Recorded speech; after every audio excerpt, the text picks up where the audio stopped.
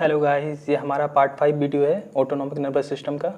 तो मैं आज स्टार्ट करूंगा वाटर सॉल्युबल ड्रग्स के बारे में। ठीक है, तो मैं 1 मिनट लेके पहले का रिवीजन कर लेता हूं। एक्चुअली मैंने लास्ट पार्ट में क्या पढ़ाया था। ठीक है, मैंने स्टार्ट किया था इनडायरेक्टली एक्टिंग पैरासिम्पैथोमिमेटिक्स स्टार्ट किया था, जिसको हम बोलते हैं एसिटाइल कोलिन एस्टरेज इनहिबिटर भी बोलते हैं। ठीक है, इसको फर्दर मैंने 2 पार्ट में बांटा था, reversible acetyl choline esterase inhibitor, irreversible acetyl choline esterase inhibitor. Reversible acetyl choline esterase inhibitor को फर्दर 2 पार्ट में बांटा था, lipid soluble drugs and water soluble drugs. दोनों का मैंने एक एग्जांपल लिया था, फाइजोस्टिगमिन एंड वाटर सॉल्युबल का नियोस्टिगमिन। दोनों का मैंने डिफरेंस बताया था। ठीक है, उसके बाद मैंने स्टार्ट किया था लिपिड सॉल्युबल ड्रग्स का यूजेज बताया था मैंने। ठीक है, उसमें क्या बताया था मैंने, एंगल क्लोजर ग्लूकोमा के बारे में बताया था, एट्रोपिन पॉइजनिंग के बारे में बताया था, सेनाइल डेमेंशिया के बारे में बताया था और उसका ट्रीटमेंट बताया था। ठीक है, मैंने लास्ट पार्ट में क्या कंप्लीट कर लिया था, लिपिड सॉल्युबल ड्रग्स का यूजेज कंप्लीट कर लिया था। अब मेरा बचा कौन सा, वाटर सॉल्युबल ड्रग्स। तो अब हम स्टार्ट करेंगे वाटर सॉल्युबल ड्रग्स के बारे में। ठीक है, बेसिकली हमारे पास 3 ड्रग्स हैं यहाँ पे, नियोस्टिगमिन, पाइरिडोस्टिगमिन, एड्रोफोनियम। ये क्या है, तीनों मेम्ब्रेन क्रॉस नहीं कर पाते क्योंकि वाटर सॉल्युबल है। ये ऑरली भी इफेक्टिव नहीं होंगे क्योंकि वाटर सॉल्युबल है, तो मेम्ब्रेन क्रॉस नहीं कर पाएंगे, इसलिए ऑरली इफेक्टिव नहीं है। तो इसको हम ग्लाइकोमा में यूज नहीं कर पाएंगे क्योंकि ग्लाइकोमा में यूज करने के लिए कॉर्नियल मेम्ब्रेन क्रॉस करना पड़ता है, तो ये तो मेम्ब्रेन क्रॉस ही नहीं कर पाता। इसमें सीएनएस इफेक्ट भी नहीं आएगा क्योंकि मेम्ब्रेन क्रॉस नहीं कर पाता। ठीक है, तो हम इसे यूज कहाँ करेंगे, हम इसे वहाँ यूज करेंगे जो ब्रेन के बाहर हमें कहीं कोई ऐसा बीमारी हो जो ब्रेन के बाहर हमें कोलिनर्जिक एक्शन चाहिए होता है, तो हम वहाँ उसको यूज करते हैं। तो ऐसा कौन सा बीमारी, ऐसा कौन सा कंडीशन है जहाँ हमें ब्रेन के बाहर कोलिनर्जिक एक्शन चाहिए होता है, तो वो क्या है, माइस्थेनिया ग्रेविस ऐसा है जहाँ हमें ब्रेन के बाहर कोलिनर्जिक एक्शन चाहिए होता है। ठीक है, ये एक ऑटोइम्यून डिजीज है। एक्चुअली माइस्थेनिया ग्रेविस में होता क्या है, माइस्थेनिया ग्रेविस में होता है यहाँ पर एंटीबॉडी बन जाता है किसके अगेंस्ट, एनएम रिसेप्टर के अगेंस्ट। एनएम रिसेप्टर क्या है, कोलिनर्जिक रिसेप्टर है। ठीक है, हमें पता है, हम लोग पहले भी पढ़ा, एनएम रिसेप्टर एक कोलिनर्जिक रिसेप्टर है। अगर एनएम रिसेप्टर के अगेंस्ट एंटीबॉडी बाइंड कर गया, अगर एनएम रिसेप्टर पर एंटीबॉडी बाइंड कर गया तो क्या हो जाएगा, एनएम रिसेप्टर का स्टिमुलेशन नहीं होगा या अंडर स्टिमुलेशन हो जाएगा। अगर स्टिमुलेशन नहीं हुआ एनएम रिसेप्टर का तो क्या हो जाएगा, मसल्स वीकनेस हो जाएगा। समझ में आ रहा है ना, अगर एनएम रिसेप्टर स्टिमुलेशन नहीं होगा तो क्या हो जाएगा, मसल्स वीकनेस हो जाएगा। तो माइस्थेनिया ग्रेविस का जो पेशेंट है वो ऑलवेज मसल्स वीकनेस के साथ प्रेजेंट करेगा। अगर वो डॉक्टर के पास जाएगा तो क्या बोलेगा, मसल्स वीकनेस के साथ वो प्रेजेंट करेगा। यहाँ पर जो सबसे कॉमनली मसल्स जो इन्वॉल्व होती है तो उसको बोलते हैं एलपीएस मसल्स, मतलब लिवेटर पाल्पेब्राई सुपरियोरिस। इसको हम शॉर्ट फॉर्म में ही बोलेंगे क्योंकि बहुत लंबा है। एलपीएस मसल्स इन्वॉल्व होता है मेनली किसमें, माइस्थेनिया ग्रेविस में।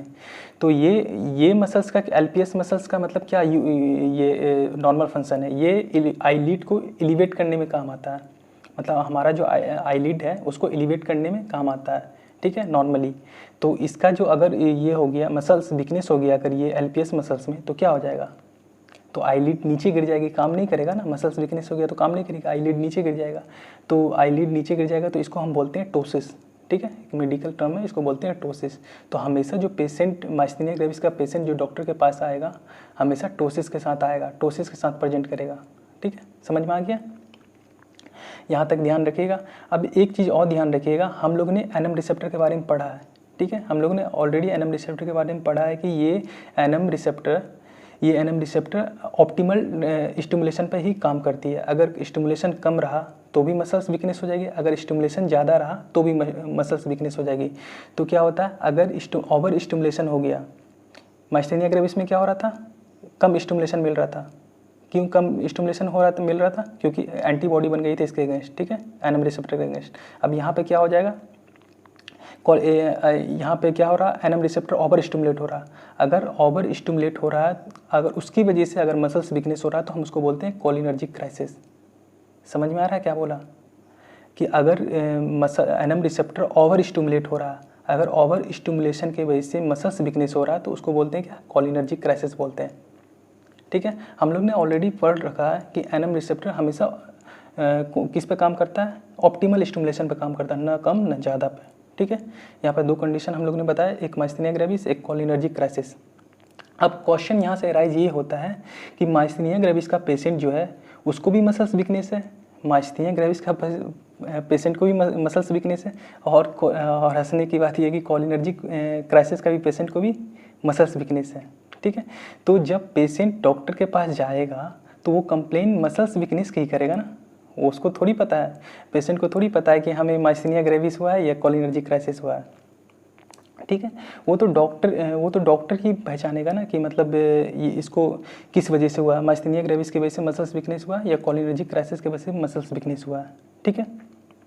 तो ये दोनों का जो ट्रीटमेंट होगा दोनों का जस्ट अपोजिट होगा, क्योंकि माइस्थेनिया ग्रेविस में हमें क्या चाहिए, स्टिमुलेशन ज़्यादा चाहिए, ऑब्वियसली स्टिमुलेशन ज़्यादा चाहिए नहीं, क्योंकि यहाँ पर कम स्टिमुलेशन मिल रहा है, क्योंकि बाइंड कर गया, एंटीबॉडी बाइंड कर गया एनएम रिसेप्टर के अगेंस्ट, ठीक है।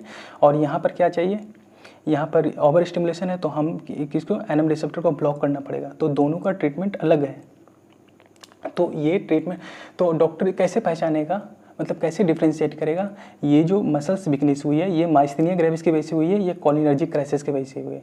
तो डॉक्टर एक कौन सा टेस्ट करता है, एड्रोफोनियम टेस्ट करता है। एड्रोफोनियम ड्रग से हम लोग पहले ही पढ़ा, ये इसका बहुत ही शॉर्ट एक्टिंग होता है, 10 मिनट के अंदर ही काम करता है, ठीक है।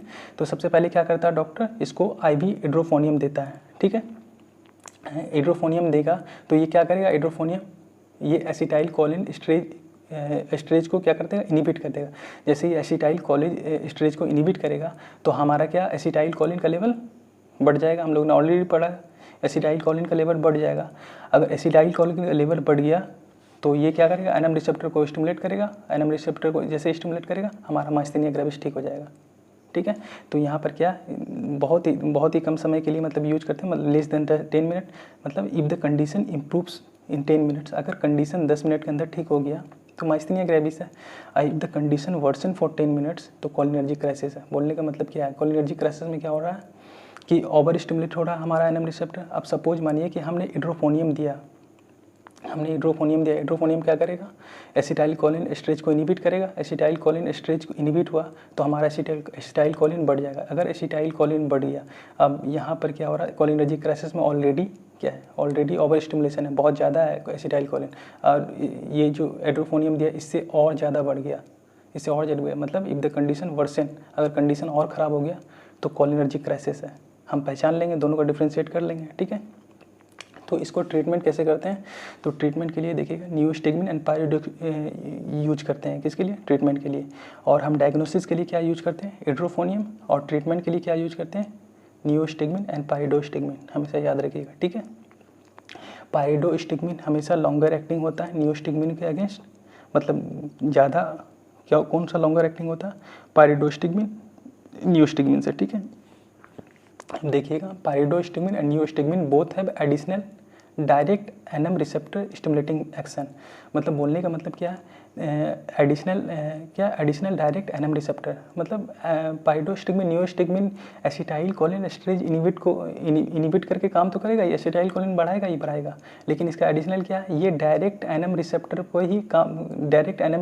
ही स्टिमुलेट करने की प्रॉपर्टी रहता है ये दोनों के पास, पायरिडोस्टिग्मिन और नियोस्टिग्मिन। तो इसको बोलते हैं एगोनिस्ट ऑफ एनएम रिसेप्टर, ठीक है। अब इस पेज को हम आगे पढ़ेंगे, मतलब आगे कंटिन्यू करेंगे। इस पेज में हम लोगों ने लास्ट पेज में क्या देख रहे थे, ट्रीटमेंट देखा था, ट्रीटमेंट में कौन सा ड्रग यूज करते हैं, नियोस्टिग्मिन एंड पायरिडोस्टिग्मिन, और डायग्नोसिस के लिए कौन सा यूज करते हैं, एड्रोफोनियम करते हैं, ठीक है। और हम लोग ने ये भी देखा पायरिडोस्टिग्मिन क्या है, एक लॉन्गर एक्टिंग है, किससे, नियोस्टिग्मिन से। और हम लोग ने ये भी देखा कि पायरिडोस्टिग्मिन नियोस्टिग्मिन क्या है, उसके पास एडिशनल फंक्शन होता है, क्या एडिशनल फंक्शन, ये डायरेक्ट एनएम रिसेप्टर को स्टिमुलेट कर सकता है, ठीक है। हम लोग यहाँ देख लिया था। अब लेट सपोज हमारे पास एक पेशेंट आया, वो माइस्थेनिया ग्रेविस का पेशेंट था, और हमने एड्रोफोनियम टेस्ट से कंफर्म भी कर लिया कि ये हाँ माइस्थेनिया ग्रेविस का ही पेशेंट है, ठीक है। अब उसका हम ट्रीटमेंट कैसे करेंगे वो देखिए, ठीक है। हमने नियोस्टिग्मिन दिया उस पेशेंट को, नियोस्टिग्मिन देंगे तो क्या होगा, एसिटाइल कोलिन का लेवल बढ़ गया, एसिटाइल कोलिन का लेवल बढ़ गया तो क्या करेगा, ये एनएम रिसेप्टर को स्टिमुलेट करेगा, एनएम रिसेप्टर को स्टिमुलेट करेगा तो क्या होगा, हमारा मसल्स वीकनेस कम हो जाएगा, मसल्स वीकनेस कम हो जाएगा तो क्या मतलब, तो हमारा ये माइस्थेनिया ग्रेविस का जितना भी साइन एंड सिम्टम है सब ठीक हो जाएगा, तो मतलब माइस्थेनिया ग्रेविस ठीक हो जाएगा, ठीक है। अब लेकिन एसिटाइल कोलिन इसके अलावा क्या करता है, इसके अलावा कि मस्कनरिक रिसेप्टर को भी स्टिमुलेट कर देता है। एसिटाइल कोलिन ये तो ठीक कर देगा, ये हमारा माइस्थेनिया ग्रेविस तो ठीक कर देगा, लेकिन वो क्या करेगा, मस्कनरिक रिसेप्टर को भी स्टिमुलेट कर देगा। मस्कनरिक रिसेप्टर हम लोग को पता है M1 M2 M3 होता है। अगर M1 स्टिमुलेट हुआ तो क्या हो जाएगा, अगर M1 स्टिमुलेट हुआ तो क्या हो जाएगा, एसिडिटी हो जाएगा।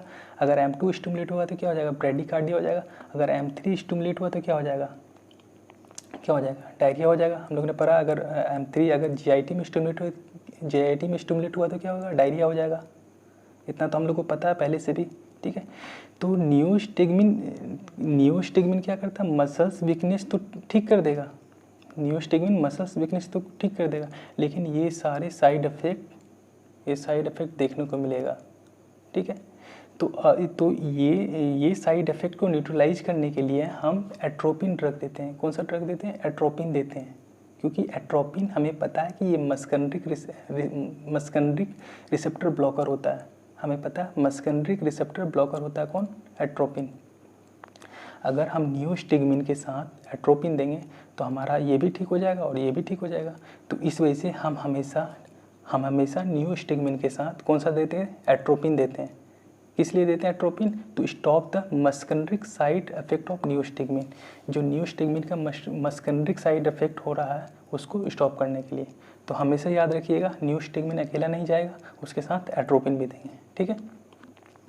अब यहाँ पर क्वेश्चन आता है which of the following is used for the treatment of myasthenia gravis. कौन सा यूज होता है, जैसे एक ऑप्शन है edrophonium, neostigmine, atropine, all of the above. कौन सा जाएगा, एड्रोफोनियम जाएगा, नहीं जाएगा, बिल्कुल नहीं जाएगा। नियोस्टिग्मिन जाएगा, बिल्कुल जाएगा नियोस्टिग्मिन। क्यों जाएगा नियोस्टिग्मिन, क्यों जाएगा नियोस्टिग्मिन, बताइए। अब बोलिएगा कि एट्रोपिन इसलिए नहीं जाएगा, एट्रोपिन सिर्फ साइड इफेक्ट को कम करने के लिए हम दे रहे हैं, ट्रीटमेंट नहीं है। ट्रीटमेंट तो हमारा नियोस्टिग्मिन ही है, ठीक है, इसको ध्यान रखिएगा। अब दूसरा वाटर सॉल्युबल ड्रग्स का दूसरा यूज कौन सा है, कोबरा बाइट। कोबरा बाइट जब भी होता है उसमें न्यूरोटॉक्सिक रिलीज करता है, ठीक है। जैसे when a cobra bite to any person his venom goes to the neuromuscular junction. कोई भी अगर कोबरा बाइट किया किसी पर्सन को तो वो कहाँ, न्यूरोमस्कुलर जंक्शन को क्या कर देगा, ब्लॉक कर देगा। एनएम क्या कर देगा, न्यूरोमस्कुलर जंक्शन में एनएम रिसेप्टर को ब्लॉक कर देगा। एनएम रिसेप्टर को ब्लॉक कर देगा तो क्या हो जाएगा, इसके बाद मसल्स वीकनेस हो जाएगा। अब ये सेम टू सेम वैसा ही दिख रहा है ना, मसल्स वीकनेस उसमें भी हो रहा है मास्थेनिया ग्रेविस में, तो इसलिए हम उसको क्या देंगे, इसमें भी सेम देंगे, नियोस्टिग्मिन प्लस एट्रोपिन। बट ध्यान रखिएगा किसी भी स्नेक बाइट में ट्रीटमेंट ऑफ चॉइस हमेशा एंटीवेनम होता है। तब तक क्या होता है, एंटीवेनम किसी भी स्नेक्स बाइट में क्या होता है, देखिए ट्रीटमेंट ऑफ चॉइस क्या होता है, किसी भी स्नेक्स बाइट में एंटीवेनम होता है। बट ये ध्यान रखिएगा अगर हमारे पास एंटीवेनम नहीं है तब तक हम क्या दे सकते हैं, नियोस्टिग्मिन दे सकते हैं, ठीक है, मसल्स वीकनेस को ख़त्म करने के लिए, ठीक है। अब हमारा तीसरा यूज क्या है, देखिएगा ये reversal of neuro muscular blocker. जब भी हमें सर्जरी करनी होती है किसी पेशेंट की तो हम उसे मसल रिलैक्सेंट देते हैं। तो मसल रिलैक्सेंट कौन सा है, एट्राक्यूरियम और पैनक्रोनियम, ठीक है। ये क्या करता है, एनएम रिसेप्टर को ब्लॉक कर देता है और मसल्स को रिलैक्स कर देता है, ठीक है। मसला ये है, प्रॉब्लम ये है कि ये ड्रग्स बहुत लंबे टाइम तक क्या करता है, मसल्स को रिलैक्स करता है, मतलब बहुत लंबे टाइम तक मसल्स को रिलैक्स करता है। लेट सपोज अगर हमें सर्जरी करनी है, सर्जरी 1 घंटे की है, ठीक है, 1 घंटे में हमारी सर्जरी पूरी हो गई तो हम चाहेंगे उस मसल्स को क्या करना, फिर से काम करवाना चाहेंगे, उस मसल को फिर से काम करवाना चाहेंगे ना, तो इसलिए हम उस एक्शन को रिवर्स करना चाहेंगे, इसीलिए रिवर्सल ऑफ न्यूरोमस्कुलर ब्लॉकर बोलते हैं, ठीक है। तो इसको मसल्स को रिवर्स करने के लिए उसके एक्शन को reversal of muscle relaxation is done by increasing acetyl choline and is done by neostigmine and pyridostigmine. किससे होगा, नियोस्टिग्मिन या पाइरोस्टिग्मिन हम देंगे तो ये क्या करेगा कि एसिटाइल कोलिन स्ट्रेच को इनिबिट करेगा और एसिटाइल कोलिन का लेवल बढ़ा देगा।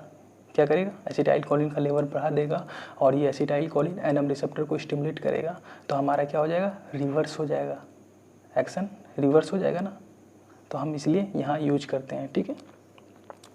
तो यहाँ पर भी हम एट्रोपिन भी देते हैं, किसके साथ, नियोस्टिग्मिन एंड पाइरोस्टिग्मिन के साथ, किस लिए, to stop the muscarinic side effect. समझ में आया, ठीक है। अब हम तीसरा यूज देखेंगे अपना, पोस्ट ऑपरेटिव पैरालाइटिक इलियस, ठीक है। पोस्ट ऑपरेटिव पैरालाइटिक इलियस का मतलब क्या होता है, पोस्ट ऑपरेटिव पैरालाइटिक इलियस का मतलब क्या होता है, ऑपरेशन के बाद हमारा जो इलियम है वो पैरालाइसिस हो गया, क्या हो गया, हमारा पैरालाइसिस हो गया, तो ये अपने आप तो रिकवर होगा नहीं, ये अपने आप तो रिकवर होगा, अपनी पैरालिसिस जो हुआ ये अपने आप रिकवर नहीं होगा ना। तब इसको हम न्यूस्टिग्मिन देंगे, ये न्यूस्टिग्मिन क्या करेगा, एसिटाइल कोलिन का लेवल बढ़ा देगा, और हमें पता है कि इलियम में M3 रिसेप्टर होते हैं, मतलब हमें पता है M1 में कौन से रिसेप्टर होते हैं, स्टोमक में M1 होते हैं और हार्ट में M2 होते हैं, और बाकी जगह कौन से होते हैं, M3 होते हैं। तो इलियम में उसी तरीके से M3 रिसेप्टर होते हैं, ठीक है। जैसे ही M3 रिसेप्टर स्टिमुलेट करेगा तब इलियम क्या हो जाएगा, इलियम काम करने लग जाएगा। लेकिन एक चीज़ नोट करने की बात यह है कि यहाँ पर हम एट्रोपिन नहीं देते हैं। क्यों नहीं देते एट्रोपिन, क्योंकि एट्रोपिन M3 ब्लॉकर होता है, इसलिए हम यहाँ पर एट्रोपिन नहीं देते। अब क्वेश्चन ये पूछा जाता है कि हमें कैसे पता चलेगा कि इलियम वापस से काम करने लगा, मतलब हमें कैसे पता चलेगा कि इलियम वापस से काम कर रहा है या नहीं।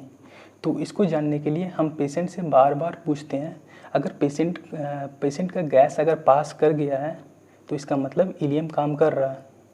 अगर पेशेंट का गैस पास नहीं किया है तो इलियम काम नहीं कर रहा। अगर गैस पास कर गया है, अगर पेशेंट ने बोला कि मेरा गैस पास कर गया, तो इसका मतलब क्या है कि इलियम काम कर रहा है। तो हम उस पेशेंट को अब खाना दे सकते हैं अगर गैस पास कर गया, क्योंकि इलियम काम कर रहा है। अगर इलियम काम नहीं कर रहा, अगर हमने उसको खाना दिया खाने के लिए, तो वो क्या करेगा, खाना का तो कोई मूवमेंट होगा ही नहीं, वो एक ही जगह पर रहेगा। तो इस वजह से हम पेशेंट से बार बार पूछते हैं, किसके बाद, ऑपरेशन के बाद, कि गैस पास किया कि नहीं पास किया।